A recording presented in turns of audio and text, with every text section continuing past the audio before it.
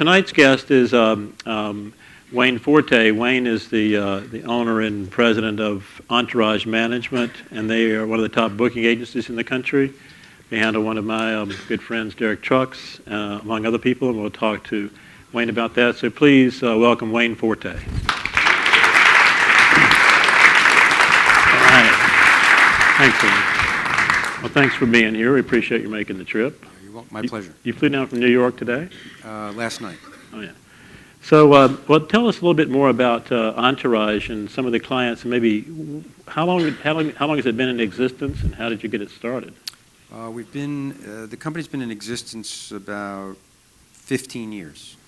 I started it from another agency that I was partners in for 12 and a half years.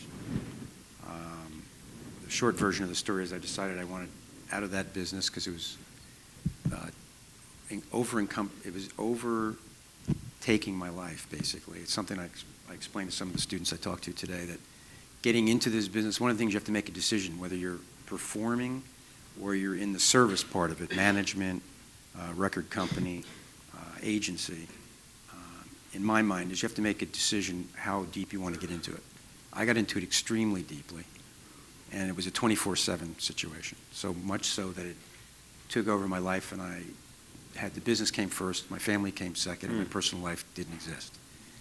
So I decided to get out of that and tone it down. We had an agency that when I left, we had 3 offices. We had one in the UK, one in LA, one in New York. That company started with 4 people in an office in New York, very similar to this business, and it grew very quickly. It was a booking agency? Also a booking agency. Before that, I was working at the William Morris Agency in New York. Oh, yeah. My former partner was also at the William Morris Agency. I was the head of the music department. He was a senior agent. I was there 4 years. He was there about 9 years. We decided to leave and form our own business, so we left. We opened a small agency, 4 people, 2 assistants and the 2 of us. Over, 6 or 8 years, we grew very, very quickly. It was a good time, though, in the 80s. Things were popping, if you remember, in the music business, so it was a little bit different than it is now. We became on the top line of the agencies and made a joint venture deal with somebody to get some cash infusion. We took the agency from, at the time there was about 6 or 8 people. We ended up with about 12 in New York, we 16 in LA, and we had 6 in the UK. Formed a joint venture, then we bought into 2 other companies that existed and formed, satellite offices. All is a big booking agency. All is a booking agency. On the West Coast, we bought into a literary and TV business, so we were in film, literary, and TV on a small scale. I see. Well, at William Morris, what kind of clients did you handle? Music clients, or? I had music clients. I was strictly a music agent. I see. What kind? And I started. I was representing David Bowie at William Morris. I took David with me when I formed the last business, and I had him at the beginning of this business. I was also doing some consulting for him on the side because he wasn't working at the time. And at William Morris, I started developing a lot of I was developing overseas relationships, and I started signing acts from the UK, lots. When I say lots, I mean I started signing 1 or 2 or 3, but before long it started to escalate. But a lot of the acts that I actually represented there, people of the agency had no idea what I was doing or why I was doing it. Acts like The Clash, Duran Duran, Joe Jackson, they thought that was a waste of time. Is that right? Well, we're talking 1977, 78. Oh, I see. I was at the beginning of that movement. I mean, one of the reasons I got involved, some of the kids today asked about movements. One of the reasons I got involved in that particular movement is earlier on in my career, I really couldn't sign the acts I wanted to because I was a young guy on the street working for agencies that weren't really well respected in the rock business. And the rock agencies, the Premier Talents and the ATIs at the time, and those people were signing the rock acts. I couldn't. So I just kept working and trying to sign those acts. So I ended up with things like Chick Corea and Return to Forever, who very few people wanted. Really? I worked with Weather Report. I worked with Billy Cobb and Spectrum. I worked with Herbie Hancock. Very few people wanted the fusion stuff, so they kind of threw it to me as a young agent. Here, you deal with that stuff. So I made a business out of that. So that was kind of one part of my career. I was known as the fusion agent. Wow. And nobody else really wanted to be involved with that. I thought there was after John McLaughlin and Mahavishnu Orchestra, right. I thought that that area could take off in a big way. And it probably could have, and it started to with Chicken and the Return to Forever crowd. They got the first major, other than McLaughlin, I guess, they got the first major agency recording deal on a big level. They had a deal with Epic. They recorded a great album. We were putting together a major tour, and then the band broke up. And so that kind of ended that. And most of those acts didn't really get any further than that. You know, they were doing theaters and whatever, but they didn't get into the arena or stadium level. Fusion kind of peaked when it started almost. Yeah, it peaked. They were the ones that I thought could have taken it to the next level. Yeah. You know, into the more sort of rock thing. And maybe that's the reason they broke up. I mean, I never knew why they broke up, but Chick may have looked at it and thought, okay, this is going in the wrong direction because that's not where he wanted to go. Right. I think DiMeola would have gone that way, and I think Lenny White would have for sure. So that thing broke up. Well, during that time, I was still trying to get into the rock area, and then I sort of discovered, I guess, or, you know, when I was living in New York and working in New York, so I used to go hang out at the clubs downtown. The whole punk thing was happening on the street. You know, Blondie, the Ramones. I mean, I had people like Seymour Stein calling and saying, you got to come and see these acts. Like, somebody's got to sign these acts. Nobody wants them. Really? Something you were just talking about. Yeah, no, there were no agents for those acts. They were booking their own gigs. Wow. Nobody really wanted them. Talking Heads. I mean, they're all playing, you know, they're playing CBGBs, playing Max's Kansas City. So I went down, I saw some, I thought, no, this is a great vibe. I went over to the UK, I met with Malcolm McLaren, tried to sign the Sex Pistols. People that I knew, my peers in the industry, couldn't understand. They thought it was ridiculous. What do you buy? They can't play, these guys can't play music. I mean, these aren't real musicians. And I remember looking at one of my good friends who I actually went into partnership later in the UK. He ran our office in New York. I looked at him and I said, no, it's not about the music. It's about the attitude. It's a movement. I mean, this is going to happen. You know, why is it going to happen? I said, because kids love this stuff. So I chased that for a long time, and so that's how that thing sort of started. And then I went from the agency I was at to William Morris, and I pursued it. And of course, I was with one of the straightest agencies in the business, so they thought I was totally wasting my time. I had the head of the music department before I became head look at me once and said, "Where are you going?" I said, "I'm flying to the UK this weekend." Why? I'm going to sign the Clash. Why? Because they're going to be a big act. No, you're not going. Why? They're a waste of time. Why are you going there? So I ended up having to go upstairs to the head of the East Coast office, and I basically laid it on the line. I said, listen, either I go to the UK to sign a Clash, or I'm leaving, because I'm wasting my time if you don't let me sign these acts. Well, what were they signing? Frankie Valli for the 14th time, you know, I mean, things that, look, I run a business now, so I've got to say to everybody, too, I mean, there's two things in business, so I'll digress for a second, although this is probably why we're here anyway, really. You got to earn money in business, or you're not in business. But I looked at it from the standpoint, and I have to do the same thing now. I have a couple of young guys working with me, and I look at them and I say the same thing. Just remember that we have to earn money to pay the overhead, your salaries, and stay in business. My thinking was, there are all these guys here at William Morris signing all these acts that are generating income. I'll go after the ones that aren't for right now, and it's research and development. I don't mind spending the time. It's going to be a 3 to 5 year plan. But eventually these acts will happen. Well, they did. I mean, Duran Duran happened in a big way, and the Clash happened in a big way. And I mean, not every one of them, but a lot of them did. Because, when I went over there, I could see what was happening in the UK. It wasn't really happening here. In fact, the punk bands in America were actually bigger in the UK than they were in the States at the time. Blondie, Talking Heads. They were all doing good business, great business over in Europe and the UK, and they weren't necessarily doing it in New York. They were still playing little clubs at that time. So those were kind of acts I was working on at William Morris, but I also had, acts that generated income as well. Not lots, but enough to keep my job. Right. While I developed these things. It just got to a point, however, that I realized that I was working at odds with the company, because it wasn't just New York, it was LA, and there was lots of different people, and they, go, let's sign this and let's do that, and I could see that the music business at the time, the music business of William Morris Agency, was about that much of the income of the business. It was film and TV. It was where it made its money. Oh yeah, I mean, they still earn money from TV, from shows from whenever TV started, 40, 50, I don't know, 42, whatever, whenever TV started. Because when they made deals in those days, still in those shows, they earned royalties in perpetuity as agents for those shows. Is that right? Yeah, so all those old, TV shows that they put together, that's where they make their money. It's like owning a building. Huh. Okay, same thing in the film business, but more in the TV business. That's why the TV business is so, so revered. In the music business, you just earn as long as the act's on the road, basically. Yeah. Although in the early days, William Morris, they made one of the Frank Sinatra record deals they made. They took a percentage. And they made a percentage, yeah, because in those days, they weren't managers. They were agents. And agents were managers, really. In fact, a lot of the great managers were agents that left the agency and decided to manage one or two acts. Do you want to, just right quickly as a diversion, talk about the difference between the two things? Sure.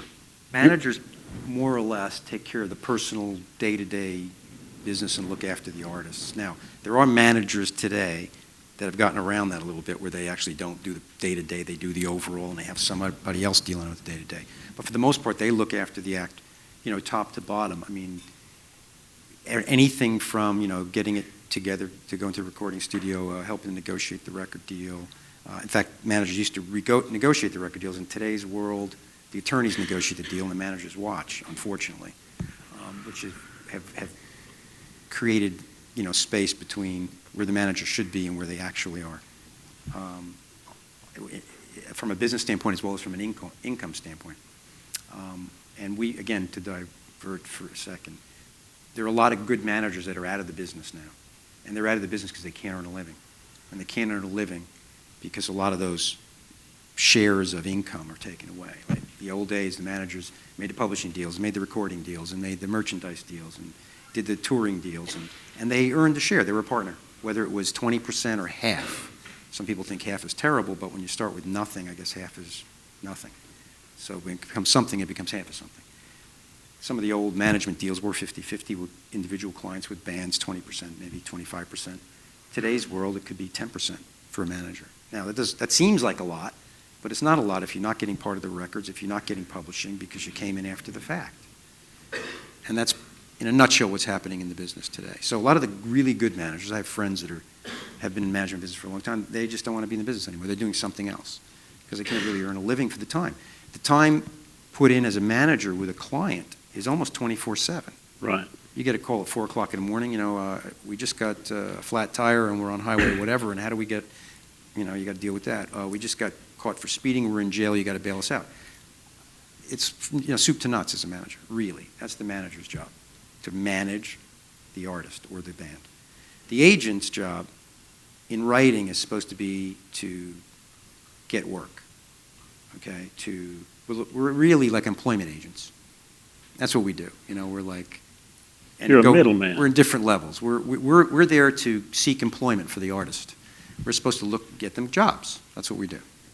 Put it in layman's terms. We get them jobs.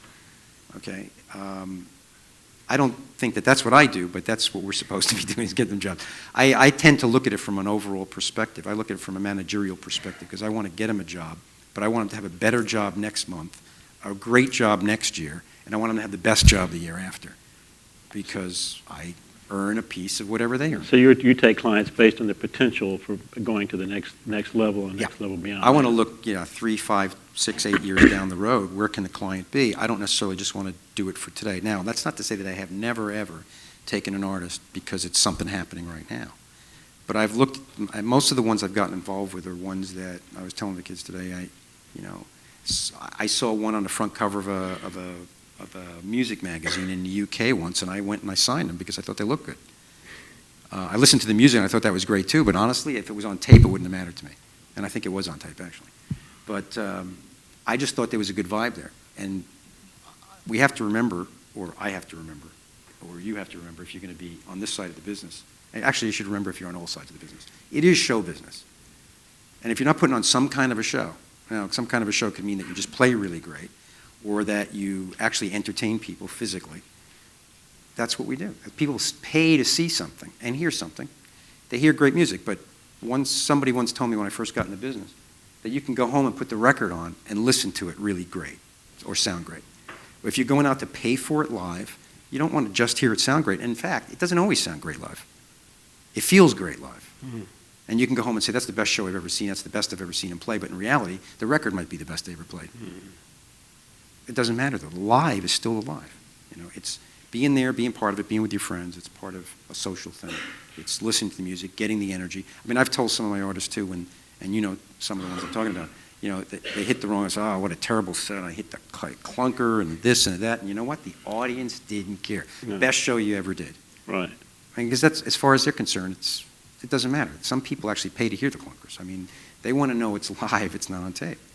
So when I do get involved, to answer your question, back to your question, yeah, it's where it can go down the line, and it goes in different ways, because it could be, I think maybe this person is a great musician, or these guys are great players, but again, honestly, great players don't always mean success.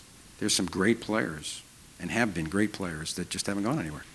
That's often the case, that talent's not all there is to it. So what does somebody have to have? What do you look for in an artist besides the fact that they can play music and they write songs that you think are going to appeal to people? Attitude. They got to want to do it, and they got to want to do whatever they have to do to do it. So that's commitment. To be committed not just to the music. I've represented some artists that are committed to the music, but they're not committed to the live show. And again, I'm not in the record business. I'm in the live business. So if you're not committed to the live show, it doesn't help me. I've had clients that make great records and they just don't want to perform or can't perform it. Again, that's not my business. That's more of the manager side, where you're managing the artist, and the artist wants to maybe stay in a studio, or they're not so great live. So let's see, we'll get them some jingles, and we'll get them. That's a different side of the business. So for me, it's live. I want to see them perform well. They should sound well. They should be able to play well too. But let's go back to the punk days. Performing well. I mean, playing well isn't necessarily top of the list. I've represented a lot of acts that don't play that well, but they put on a great show, and they've got attitude, and people want to pay for that. They want to see that. So it's the commitment, it's the attitude performance, it's doing whatever they do the best they can do it, whatever it is. So right now, who are your clients? Most of the clients I have now are fairly long-term clients. The Derek Trucks Band, which is almost 10 years. I don't count, but I Has think it been 10 years? It's a long time. Wow. At least 8. And again, I don't count, so I don't know. But it's been a long time. It's been a long time. So you started when they were a regional band. I actually didn't start at the very beginning, and most of the time, I don't necessarily start at the very beginning, okay? It's something I was talking about today as well. It's like, I think, and I'm not putting myself on a higher level. Here I am on this pedestal, but the fact is, when an act starts out, somebody needs to really work that. A lot of times, it's the manager that does it, or the band that does it themselves. And that's something else I look at, by the way.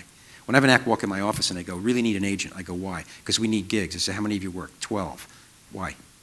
Because we don't have an agent. I'm not interested. Come in and tell me you work 300 gigs and you booked them yourself, and I'm interested. If you're willing to put in the time, I'll put in the time. But why do I put in the time if you don't want to put in the time? And somebody's got to start it going. I'm not here to start it going. I'm here to take it to the next level. That's really what my job is, I think. And that's what I'm good at. So with Derek, I wasn't the first guy. There were, I don't know how many guys out there. And he had worked since he was about 12. I think I picked him up, it might have been 17 or 18, just 18 if he was 18. I think he must have been 18 actually, because his dad wasn't on the road with him at the time. So it was just. But, so how long is that? 10 years. 10 years, there you go. Just 20 10 years. Yeah, it was just 18, maybe, And I remember coming to my office, and he was half the size he is now. In fact, Yeah. it was one of the few clients I've watched actually grow. Yeah. And he was doing 200, 280 dates a year. So it was a real work project, because I wasn't really generating any income for myself, I'm talking about. It was really just doing it because there's a future. And I just looked at it and I thought, okay, somebody's put a lot of work in here. Really hasn't gone that far, but they've done a lot of the base work. So now where can I go from here? So the first year, honestly, what I did was I had a younger guy in my office. He wasn't that young, but he was younger than me. And he was really into it. He dug it. And he said, okay, I'll really book it. So I let him be the hands-on guy. And he just booked, he ground it out, okay? He just boom, boom, boom, like date, just to get it out there working. My thought was, let's see what happens for the first year. Just get him out working, because that's all they wanted to do at the time, was they just needed to generate income, keep the band together. Watched it and feel it out, see where it's going. See where we're going. And I could feel a little bit of a direction, or, okay, maybe there isn't, but now we got to head it somewhere. And then after about a year and a half or 2 years of that, I kind of jumped in on more of the day-to-day stuff. And that was just about the time that actually Blake was coming in. Right. He'd gone from being tour manager to being like day-to-day guy. So I kind of jumped in a little bit more to give it, not booking all the dates, but try to give it some direction. Because if not, in my mind, it would have just gotten it booked. And as I said to the guys today, I don't consider myself a booking agent, even though that's what I have to put on my what do you do for a living? I'm a booking agent. Booking agent is a guy that just books dates. I don't think I do that. I think I plan careers. I try to build careers. I try to maintain careers. Booking's part of what I have to do that. So what I did was I tried to see if I could direct it somewhere, because if not, it could just be booked forever the same way and just stay out there and, maybe earn a little bit more money here and there because they do more business, but play the same places all the time. Right. I mean, I still get calls now saying, I booked him when he was 14 and I want him back. And we say, yeah, but that's not the right place for him right now. So that's what we did. And Who else? Joe Satriani, represented for 20 years. He's been around for a long time already. I started out with Joe when he became Joe Satriani, when he went from a band to being Joe Satriani, put out Surfing with the Alien. I heard the album, it knocked me out. Never seen him live. I listened to him, I thought, anybody that can play like this, I have to represent. Yeah. So he had no agent, had no manager, just had made this record deal. And I was going after him at the same time Bill Graham was thinking of managing him. So it ended up that Bill came to see me and we sort of did it together. And the guy who manages him now used to work for Bill, ran the management company, and he's still managing him. So it's been a long-term career. Now, there's a man who's had a career for a long time. How does somebody create how do you sustain a career for 20 years in the music business? Most people are not able to do that. Is there has he got something special that allows him to do that? How does he do that? It's going to sound really egotistical, but with a good manager and a good agent, that's the answer. Particularly a good manager, because that's the guy that's really the quarterback. But he's got to be a consistent performer. But I'm not taking anything away from him, but yes, he's a consistent performer. He's got a good head on his shoulders. He's not interested in everybody's interested in making money and being famous, or, having fame. Not necessarily famous.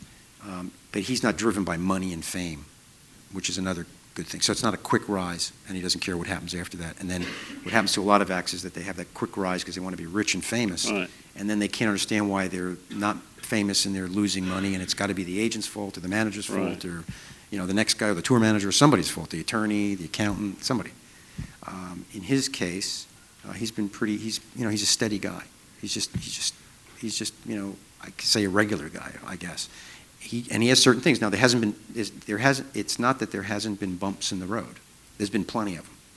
I got to a point once, I remember we were working, I don't remember the year, but it was about halfway through. Was putting a tour together, and we went out and I put a tour together. I talked to promoters, and we think you should play here, we think you should play here, and so I put these dates together, and we went on the road, and they weren't the best places for him. Clubs and big places, but big clubs or ballrooms or whatever. But there was, and this happens with a lot of artists, which they don't realize. Maybe the managers don't realize sometimes too. Is the audience starts turning if you keep that consistent audience. How did somebody put it the other day? It's like, I don't know what's happening, but the audience is getting older. Well, because you started out and they were 18 years old, now they're 30 or 35 or 40. Well, everybody's getting older. Yeah. It's like very few acts or artists are going to keep bringing in the younger crowd as they go, so that, as you go up, you still have 18-year-olds and 20-year-olds. Right. So what happens a lot is you forget. And Derek's a good example, by the way. You remember some of those early dates. Well, we do the best business in seated houses now. Huh. Well, the audience, they're not 16 and 17 years kids. old anymore. I mean, there still are some out there, 18, 19-year-olds, but a lot of them are mid to late 20s into the mid to late 30s, and there's a huge crowd that are into the Derek Trucks Band are in their 50s. You got to a seated house, and all of a sudden you see, 50-year-olds and their buddies hanging out, like true. the guys that are going to see Satriani and the guys that are going Allman to see Brothers. the Rolling Stones and the Allman Brothers and whatever.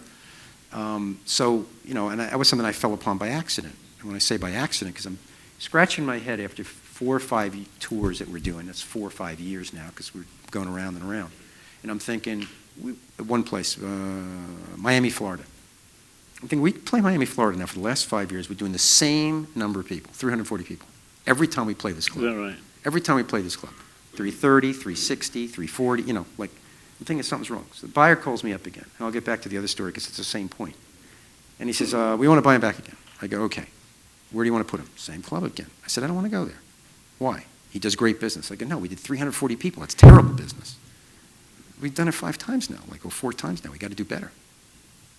Well, but this is where the people want to come. You always hear that. No, that's not where the people want to come. If they did want to come, they'd come, and they didn't come. some guy calls me from, I'm calling around because we have some other clients, Joan Armour Trading I represent, some clients with the older demographic, so we play a lot of performing arts centers. I'm calling a performing arts center down in Broward County, the guy Mike that books the place down there. And I say, any interest in Derek trucks? He goes, yeah, I might want to put in my 400-seater. So I'm thinking, okay, 340, 400, that makes sense. I go, well, send me an offer. So he sends me an offer, and it's a lot lower than we're going to get. Probably a third of the money we're going to get at the club. So I'm thinking, okay, a third of the money. That means I got to make it up somewhere else. The ticket price is twice as high. So I'm thinking, geez, it goes from like $12 to $25. And you get less money. I have to, and we get less money. Well, because it's a theater, so the costs are higher. Awesome. So I'm thinking, you know what, we got to take a gamble on this. So I remember calling Blake up, the manager, and I'm saying, listen, we're going to earn less money. Ticket price is higher, but I think we should take a gamble on this. I have a feeling. I just have a feeling. If this guy's interested, I have a feeling. Put the place on sale, we sell it out. Tickets are twice as high. We sell more tickets, not many more, but more. I'm thinking, okay, there's something happening here. So I tried in a couple of other places. And then, before we know it, we're putting these little theaters in, we're selling them all out at twice the ticket price. So it says, yeah, sure, why not? How many years has he been on the road now? Yeah. Audience is older. Yeah, they can afford more money. Exactly. And they want to go, and they want to pay for a nice seat. They don't want to stand up at a bar. Right. So with Satriani, we hit the bump in the road, and about the middle, same sort of thing started happening, because you don't keep your eye on the ball all the time, that the audience is actually getting older. You keep playing the same places. Right. So, and not only that, but some of these places are really run down. They're horrible. So, and when a guy's on the road for like 7, 8, 9 years, 10 years. They want to see the same place. They don't want to see the same place, the same bad dressing room, the same terrible food backstage, carpet that I don't even want to tell you what it smells like, and, that kind of thing. So the manager calls me up, and he says, you going to come cover any shows? I go, yeah, I was planning on coming out, maybe to see this one, that one. He goes, I think you should come to Nashville. I said, really? That's this weekend. I think you should come to Nashville. I go, what? How about if I wait till the week after? I really think you should come to Nashville. So, all right, I'll come to Nashville. So I fly down to Nashville. And I go in, I show up, I go into this place, and I'm going, this is a terrible place. This place is horrible. The promoter should be shot for having a place like this. So anyway, we got to dinner later, and says to me, listen, if Joe has to play these places again, he's not going on the road anymore. He'll stay in the studio and just make records. I said, point well taken.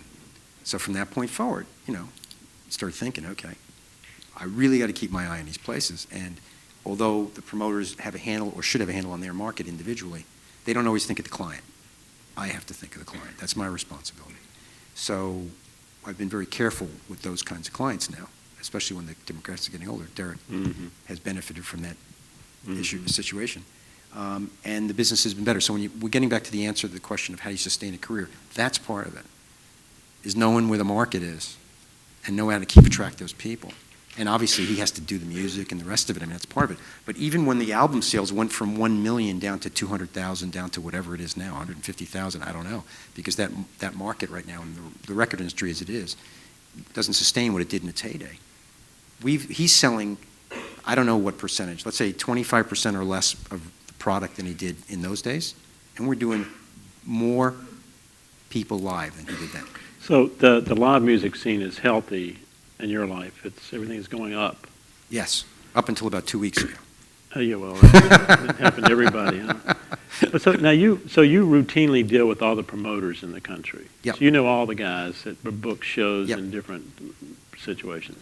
And so you're trying to, when you book Derek, for example, are you picking out key dates and filling in between?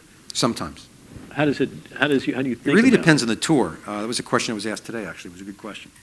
What I try to do is before I actually book a tour, when I'm actually touring, as opposed to, there's two different ways to go, right? There's working and there's touring. Now we have a young client, another young band right now that we took on recently, and I have a young guy in my office doing what we did with Derek years ago. He's just booking dates. We're just booking dates. We're booking dates. We're booking dates. He's actually done really well because he's a really smart kid, and you met Ben, Ben. Oh yeah. And he's a great salesman. So he's actually worked him up from about $400 a night to where we're getting $2,000 a night in some places now, Really? right? And but averaging at least $750 to $1,000. So that's on this one record that they put out. And so we're just doing that. So there's no real overview of where we're headed directly. We're just letting it's like a kite. We're just letting the string out and letting it go for the time being. Right. What I try to do when I'm doing a tour plan is to envision where I want to go and what I want to do, and it depends. If there's an album out and it's a new album tour, you want to hit major markets because you want to be able to do promotion. You also want to hit markets where the artist has a strong fan base, which may not be major markets. It depends. This other young band, particular band, for instance, Fort Wayne, Indiana, Memphis, Tennessee. I mean, La Crosse, Wisconsin. Those are some of the markets where they actually sell records and get big airplay. Huh. They're a very secondary market rock band.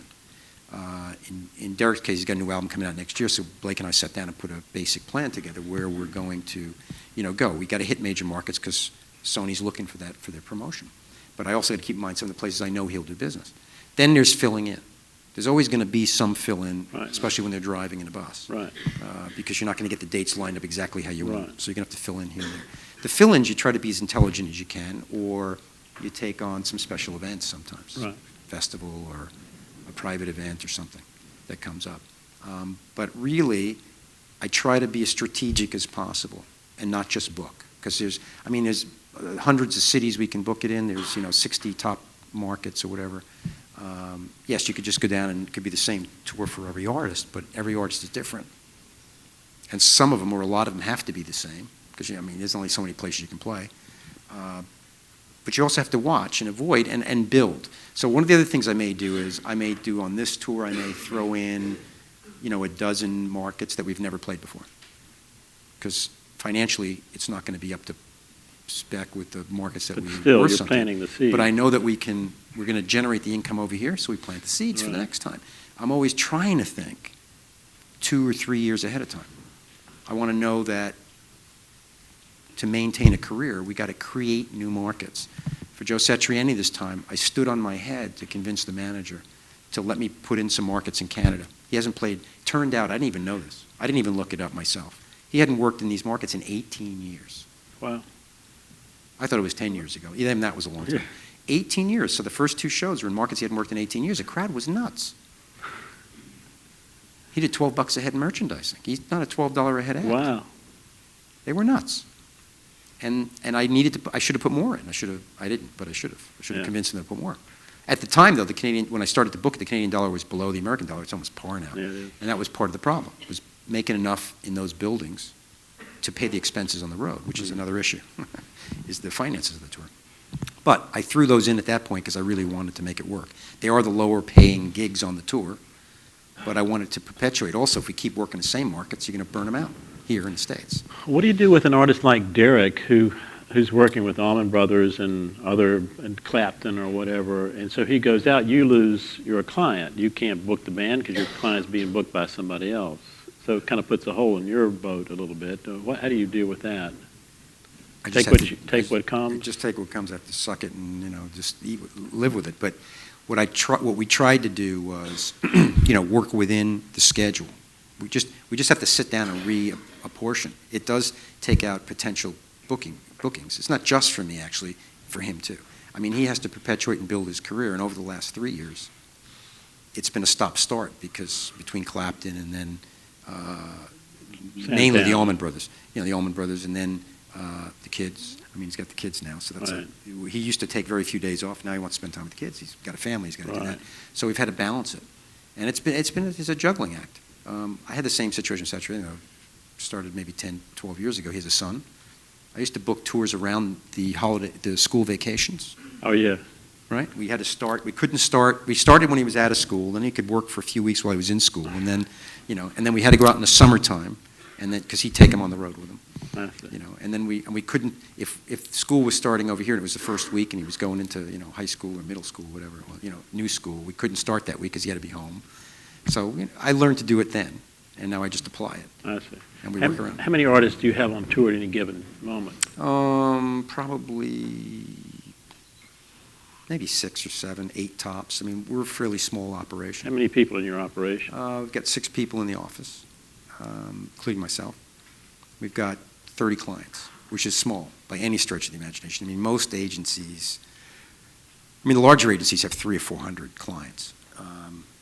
Most agencies, even our size, might have 60, 70, 80 clients. Do you leverage artists, if you have somebody who's bigger than, and you put a new artist on the same show, you can get promoters to take a package deal. Do you do these kinds of things, or? We leave it more towards the artist. For the artist to approve, as opposed to just force packaging. And when you say leveraging, I leverage under assumption. I never leverage directly. There's a difference. How so? If you say the right thing when you pick up the phone, the other guy on the other end assumes that he better buy the act. As opposed to saying, if you don't buy the act, you don't get the headliner. You know what I'm saying? Because you don't really want to do that. No, it's kind of restraining the trade. Yeah, you don't want to put. See, I don't really want to ever put another client on. You have to buy me because of my other client. Okay, it's assumed. It's just an assumption. So that everybody knows how the game is played. Yeah, basically. Mm-hmm. And the thing is, the more larger clients you have, the heavier the assumption is. Yeah. Right. So going back to us, there's not very heavy assumptions out there. It's more personal relationship than it is any of that. Because I very rarely want to say, okay, you have to this guy's going out next year, so you better buy this act. It's just you have a relationship with people. It's really a relationship business. So you want to say to somebody, look, we have a relationship or not? Okay, please buy this act for me. Do you have exclusive relationships with any promoters or with any artists? No, with artists, yes. Artists? All the artists are exclusive. Really? Yeah. So you sign them to a term contract? Most of them, except for the 20-year ones, which are long-term relationships that are longer than my marriage was, actually. And that was a signed piece of paper.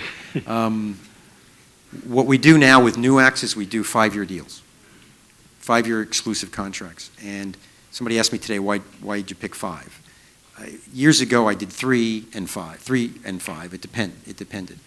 3 years is just not long enough if you're going to develop an act and if you're going to put a lot of time. And we sign few clients. We put a lot of time in. Yeah. And we just want to be able to recoup our investment. 3 years is not long enough. 3 years is a couple of tours. Right. 1 album, maybe 2.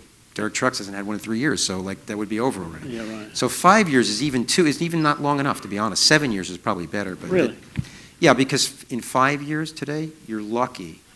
This is generally speaking. You're lucky to get 2 albums.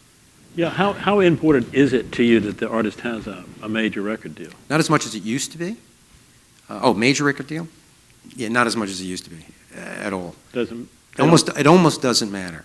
I mean, it does, but it doesn't. And it depends on what you're selling and what the artist is and what they do and how they perform and what they're performing. It's going to absolutely help, for instance, with a client that hasn't had one in a year or two, to have a new piece of product because it gives them a little more attention from the press and they can get that localized thing. And even if they don't get airplay on the radio, they might get some mentions. Right. There's just a lot of things you can do with it. When there's nothing, it's hard to go back in the third time in the market with nothing new. What do they talk about? Right. Now, there's still something to talk about, but then I can't do everything for every local promoter. So they'll go, there's nothing to talk about. We called a thing and they don't want to do a review. So the product helps. Now, the story. In today's world, it's not even major or minor. It doesn't matter, almost.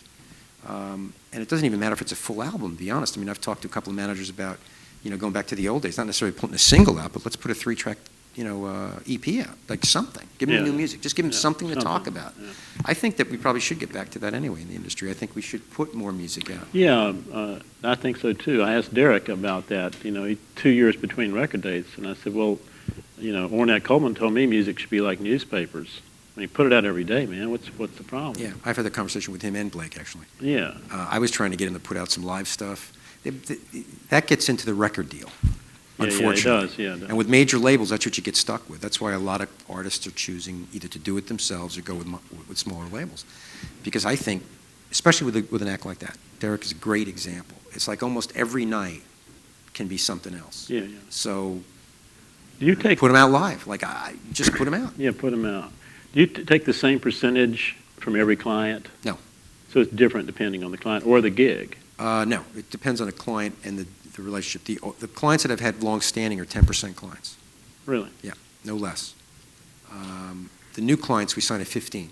Right. And the reason we do that is a cost situation, an overhead. Is it 15% of what they make, or do you don't get any of the merch percentage? No, just what they make. What percentage of the merch is of the, when Derek goes on tour, can you count on, say, 30% of his income being merch, or does it? A lot of artists can, yeah. That's what they do. And some artists is even more than that. They'll do, if you're doing like $10 a head and you're playing, 2,000 seats, that's 20,000. You don't earn all of it, obviously. That's coming in, then there's a piece to the venue, and then there's tax. If there's a merchandiser involved, you're not doing it yourself, they get a piece. So the artist might see 40, 50% of that. But even so, $10,000 a night, it's a lot of money. Now, do you report these sales of product to sound? SoundScan? Yes. What, for merch? Yeah. No, I don't. I mean, the merchandising company doesn't report anything, I don't think. I don't know if there is a tracking of merchandise. Well, there's a tracking for LPs, so it means Right. CDs. So Well, the CD sales, yeah, but not the actual, not the shirts. T-shirts, right. Yeah, but the CD sales, yeah. And I think, I don't get into that, but I think that they have it set up now so that they do, because a lot of artists are selling most of their product on the road. And most of the product they sell is probably not CDs, right? Is it T-shirts and other collectibles? Depends on the artist. It's probably half and half, but they'll sell. It depends on the act. See, when you get into those situations, most of the times you get to the venue and the audience already has, not all of them, but a lot of them already have the CD. They're buying the shirt because it's the tour shirt and they want it for save. So that's why you tend to sell more of the rags or the material, whatever you want to call it, cloth. But here's something that I don't participate in it, but I brought it up as an idea. If you sold live stuff, or if you sold new stuff consistently, then you could be selling to people when they come in. There's a new piece of product, which you can't get in the stores. You can get here, right. Or you can get it online, but you can only get it here now. And it does two things: it makes something available to the audience that wants to have it, and it can generate additional income for the artist. A lot of these artists that are on the road now, that there's no tour support and things coming from record labels, that's what they use that merchandise and those sales to pay for them to be on the road, basically. How important do you think the MySpace, Facebook connections are to the musician and drawing attention to themselves on the road? I'm not sure if it's, there is some. I don't know how much. I can tell you it's a useful tool to me. And I don't use it that often, but when somebody recommends a promoter, a local promoter or a venue says, we have this local band we want to put on to open. Gotcha. I'll say, okay, send me a link, and they'll send me a MySpace link, and I'll go and listen to the music. I'll send it to the manager. So that part of it's very useful. I look at it and I notice every once in a while the hits on the tracks and things. Sometimes I'm impressed when you see, one track's been hit 10,000 times or whatever. It's a local band. I think that's pretty good. Yeah. Either they got all their cousins and aunts and uncles, like going on there or whatever, or there's an audience out there. So, I think it's important. It's hard to say, ticket for ticket, what it actually means. But anything that can get the word out there, I think is important. We try to utilize it, and again, we're a booking agency. We're not really supposed to be in this game. It's more of a management thing, but it's all part of, how I look at things. I was talking today with the kids today, and Will was speaking up because he did some interning for us he interned for us in the summer, and we had him going online and posting things and checking things and whatever. So we use that part a lot. We can't individually spend a lot of time doing it. We usually try to get the interns to do it. We try to get interns in to do it. And we find that it's, that it's important because there's a lot of communication going on online. The people in my office find out most of their information online. So. Right. How many, of the bands that you sign, how many bands come to you for the agency that you turn down? You turn down a lot of people? Yeah. I'm just trying to think of a percentage. What do you look for? I'd say probably 75, no more than that, probably 90%. You turn down 90%? 90%, yeah. Wow, you've got some pretty tough credentials then. What are you looking for? What causes you to sign? It's just so many things. Again, the attitude of the artist or the band. But you want them to be at a certain income producing level, right? Yes and no, it depends. We want them to have some kind of a base. Having said that, we've taken acts on a couple of them with nothing, but with no base whatsoever. But it's a long road. It's like I said before, 5 years isn't. We had one act that we signed on a 5-year deal. It took us forever. It took us 2.5 years to convince them to sign the contract. They signed the contract for 5 years. They broke up 3 years later. We spent 2 years, and we barely got them from like ground zero to level one. It's a long process. So what we are best at. We're not magicians, and we can't make things happen. We're not God, and we're not, So we need somebody, when they walk in the door, to have some kind of a base. some kind of a foundation that we can begin with. Local, regional base. Local, regional, national even, but obviously local or regional. We need some kind of a story to tell, because we're at the end of the day, we're salesmen and employment agents. We need to tell somebody a story. Right. This is a really great band. They're nice kids. They play great music. Not enough. Not enough. They did 300 tickets in, Oshkosh, Wisconsin, on a Wednesday night when it snowed. Okay, that's the beginning of a story. Yeah. They did $3 a head in merchandise. They sold 100 CDs. Okay, now we got, you got to have a story. There's got to be a story to tell. You can lie, but you're going to get caught in a lie at the end. I did that in my early days. You're like, this is a great band. They sold this many. You get there, you sold 25 tickets. Then you need somebody you need an act or an artist that's, as I said earlier, that's willing to work harder than you are. Now, most people think agents, and I said this today, when I got into the business, I thought I was going to work for a few hours, take really long lunches, and have a lot of cocktails while I was out, and leave work and go home early, and party on the weekends. That's what I thought I was going to do. All right. What I ended up doing was never taking lunch, working from 9 to 9, working on the weekends from home. It just was something I did. Not everybody does that, but it's something I did, and I made the choice of making it my whole life, which may not have been a great choice looking back, but it got me to where I am. So I'm looking for somebody to work harder than I do. It's their career after all. Yep. Not mine. It's their music. If they want me to work harder than them, let me have a piece of everything. That's what I say. Give me a piece of everything, and then I'll work harder, okay? Because I work hard anyway. So I'm looking for somebody to really work hard. They get that foundation, and so that when you book a gig, they don't sit there and go, how come we sold 25 tickets? I don't know. How come you only sold 25 tickets? It's your job. We have an old saying from the agency when I first started in the business, which used to be a joke, but it's a great saying. We book the act, we don't book the audience. Okay? It's up to the act to get the audience. Right. Or the promoter. But you can't always depend on the promoter, because you've got to give them tools. Or you've got to be willing to go out and do it yourself. Right. If you depend on the promoter, you're not going to make it. Because again, what's the promoter? What is he going to make out of this? Oh, it's a great act. 10 years from now, he's going to put him in the arena? Most of the promoters that I have great relationships with, I used to have to hold their hand. When I say hold their hand, I mean, take the act, please. Okay, take the act, please. Take the act, please. Take the act, please. And I'm the one developing them. Eventually something happens, and then they call and they go, now we want to put him in the arena. Okay, because it got developed. Now, I'm not saying that they never developed anything. No, they did, but you still had to give them direction. Here's what we think we should be doing. Let's do this. This is where we're trying to go. It's not as easy as most people think. The act comes in, I book the date, and it all happens. No, it doesn't. There's a whole lot more to do with it than that. That's kind of like planting in the seed, and then you have a field of grass. No, it's not. You got to sow it. You got to fertilize it. You got to do all of those things. It's like being a farmer is the best way I can put it. Yeah. It takes a long time to get that crop. Right. So I look for that. I look for talent in some respect, be it just musical or as I said before, it could be. I remember going in the early days. I went and saw Kiss rehearsing. Oh, yeah? I thought it was like comical. Little did I know. People were going, they can't play. Look at them. They got makeup on and stuff. Boy, I wish I had a piece of that. Something. Show business. And then I also look, if possible, and we're making it a priority now, good manager. Uh-huh. Good manager doesn't mean he has to be in a business 30 years. It just means he's got to be bright, intelligent, smart, and have some kind of a vision, and be willing to work as hard for the act as I'm going to work. Yeah. Manager's really important. It could be your best friend. It could be the guy that drives the van. There's been plenty of those. Yeah. But he's still got to have some common sense and brains and direction. Right. And it's more important than people realize because, again, he's the quarterback.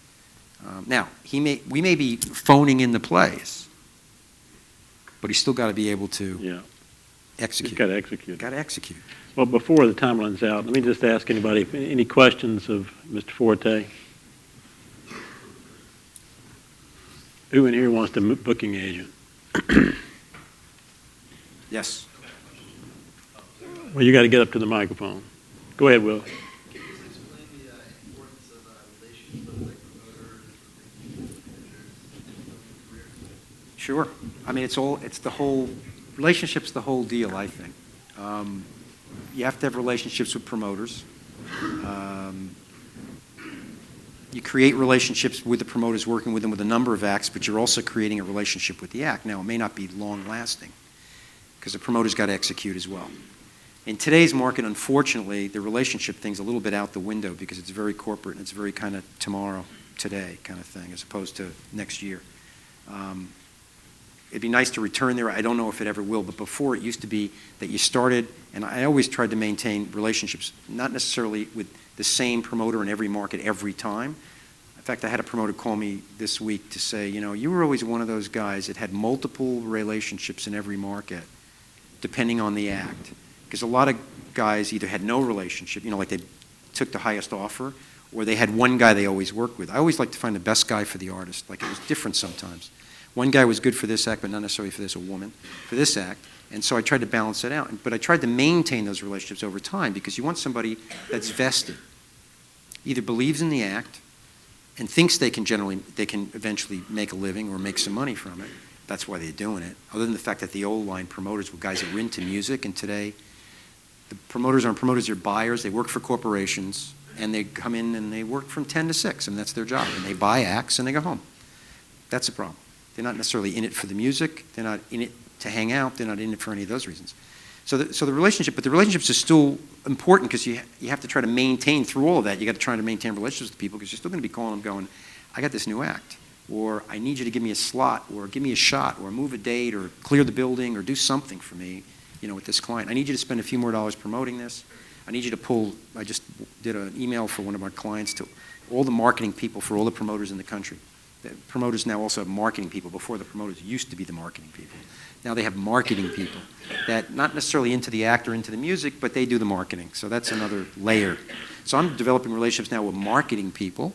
I send out emails to them directly saying, listen, you need to pick up the sales a little bit on this tour, and here's some ideas this guy used. What do you think? And I was checking the emails before he came over here, and 2 or 3 of them emailed me back. I sent out 38 emails. I got 5 replies, just to give you a vibe on what it's like. Okay, 5 replies from guys selling tickets that want to sell more. 5 people bothered to reply.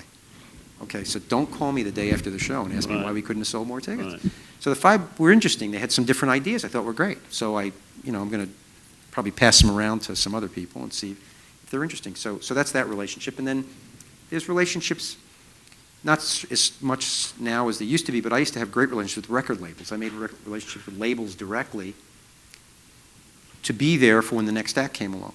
And also to be able to call up. I had great relationships, for instance, at Sony, and well, it wasn't Sony, it was Columbia and Epic in New York when Al Teller was there. I remember going in once to Al, and I had a client coming over from the UK. It was a young manager.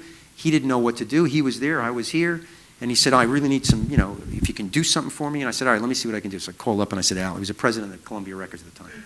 And the artist was Paul Young, and he had a big, big record coming out. And I wanted to step it up. I wanted to do a headline date at Radio City Music Hall. And nobody thought we could really sell the tickets, but I thought if we had the right promotional campaign with the record that they were putting out, that we could do it.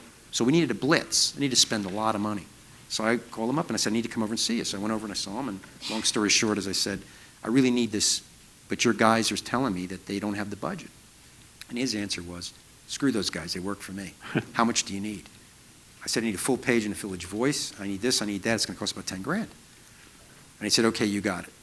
I said, okay. So when I walked out, I said, boy, I hope I'm right. Yeah, hope you're right. Anyway, we did sell out Radio City Music Hall, and the ad worked, so that was fine. Yeah. But that was in those days. I was able to do that because I had those relationships.